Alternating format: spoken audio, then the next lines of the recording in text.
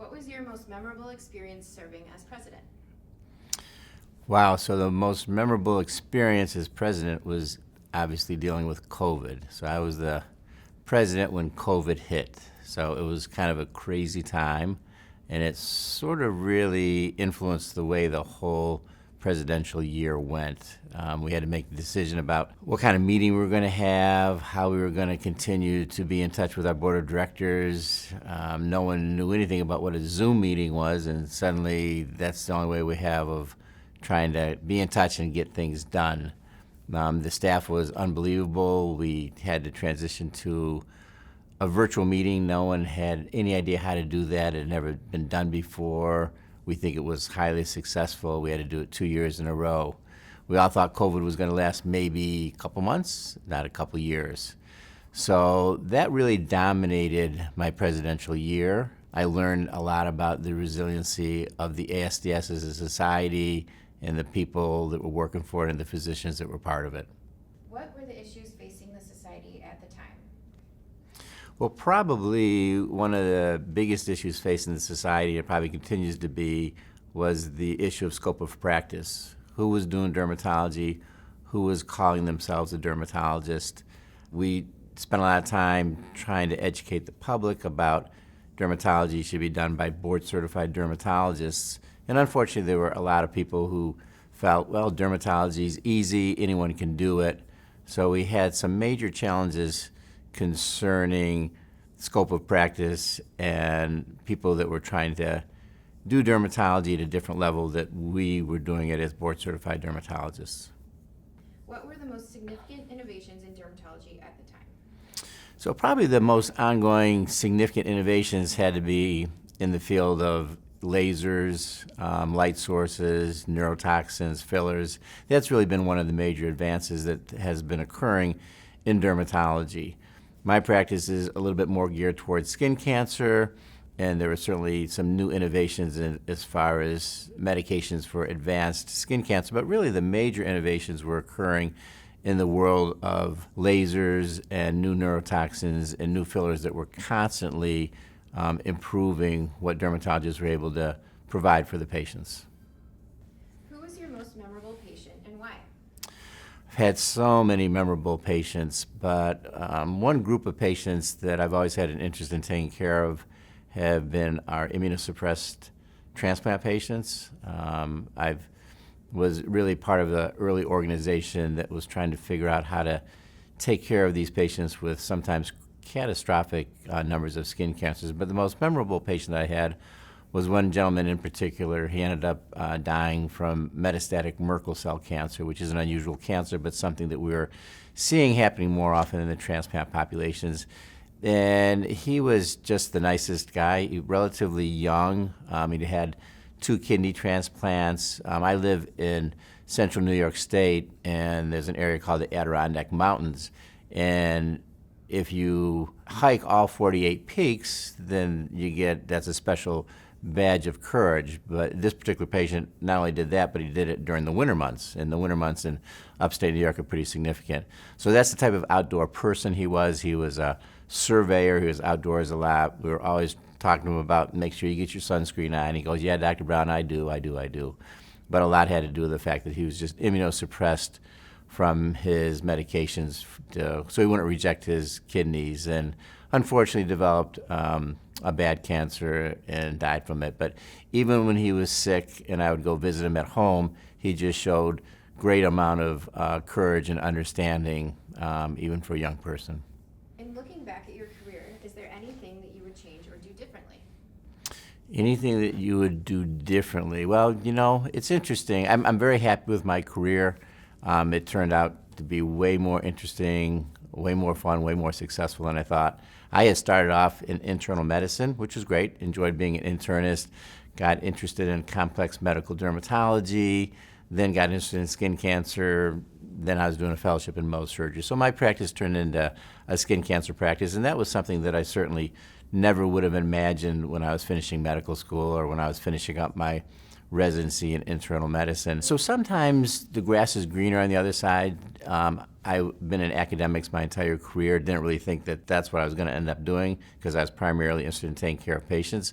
academics turned out to be a good fit. I enjoyed working with residents, working with fellows, working with medical students. But sometimes when it came to questions of, autonomy and being able to call your own shots and always getting things done the way you wanted to get it done, at times I thought that would have been easier to have happen in private practice. But again, my friends who are in private practice say, oh, you're so lucky you're in academics because you don't have to deal with all the stuff we have to deal with. So again, it goes back and forth. But to be completely honest with you, it's been a great career, and I don't think I would really change anything that I've done so far. What advice would you give today's young dermatologic surgeons? So, at the end of each year, we have a big party for our graduating residents, and we often will roast them a little bit, but also give them a little pep talk as far as going out into the real world. And there's always a few things that I try to leave them with. Number one, make sure you keep learning, that you're finishing your training, you're going out, you're going to be a new dermatologic surgeon, but the learning is really just beginning. It's going to be a lifelong career for the next, hopefully, 30 plus years. And that means reading your journals, going to meetings, networking. The other thing I tell our residents, our new dermatologists, is to find a balance. There's been an awful lot about physician burnout, and it's very real. I think sometimes the expectations for physicians, the bar is just set too high. I always tell them that the most important priority is taking care of your family. That's number one all the time. The career is important, but family always comes first. And you have to find that balance to be able to care for your family, take care of yourself. And I think if you do that, your career will be long and productive, and you'll hopefully have a lot of wellness along with it. I also tell them not to worry about the money. It's difficult because people who go to medical school and get into dermatology, they're highly competent, they're very smart, they wouldn't be where they were, but they've always been used to comparing themselves to their peers. What grade did you get on a test? And suddenly they finish and they're trying to figure out, how do I compare myself now to my peers? And sometimes it's, well, how much money am I making? Or how big a house do I have? And that's all completely worthless. You're going to do very well. Physicians are paid well, dermatologists are paid well. And I know we worry about the money. We've got some very good people at the academy and in our different societies who are working to make sure that we get paid fairly for what we do, and we want to make sure that we do. But at the same time, don't make that an overdriving concern. You're going to be able to send your kids to college. You're going to have a nice house. There's things that are more important day in and day out than how much money you're making. And I guess the last thing is stay involved and give back. And that could be giving back to medical organizations like the ASDS or the AAD. It could mean giving back to your community, being a Little League baseball coach, working for your church. But we're lucky to be physicians. Patients come to us with problems. We're highly successful at taking care of those problems. They open up our lives to us. That's really very, very special. And to be able to give back is also extremely fulfilling. So always make sure you have an opportunity to do that. What are your predictions for the future of the specialty? I think dermatology is on very, very solid grounds. It's highly competitive to get into. We're getting the best and the brightest. I think we probably need to open up more spots for more dermatologists because there seems to be an ever-increasing demand for our services. It's patients wait 6 months to get in for a skin check, which is just crazy. So I think people realize the importance of our specialty and what we do. Not only the skin cancer, not only the complex medical dermatology, not only the aesthetics. And that's also what's very, very exciting about our specialty is that we cover all these different areas. It's extremely diverse. I remember when I was trying to make my decision about whether to transition from internal medicine and dermatology, I always had that question in the back of my mind. Well, I hope dermatology's, broad enough to keep me interested. I had no idea how diverse it was and how interesting it would be. So yeah, I think dermatology's in great shape. I think our challenge for the future is to make sure that we figure out a way to provide enough dermatologic care for the population of our patients who need it, because waiting as long as they're waiting to get in to see us is not going to be sustainable.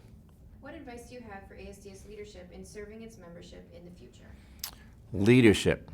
I would say talk less, listen more. There's a lot of diverse opinions out there. Like I said, there's smart people in our field. They've got great ideas. And the only way you're going to hear about those great ideas is to ask them for their opinions and to listen to them. So I think the most important thing that you can do as a leader is listen to what the membership is saying, always be available, be open. Don't tell them how it's going to work. They're going to tell you how it's going to work.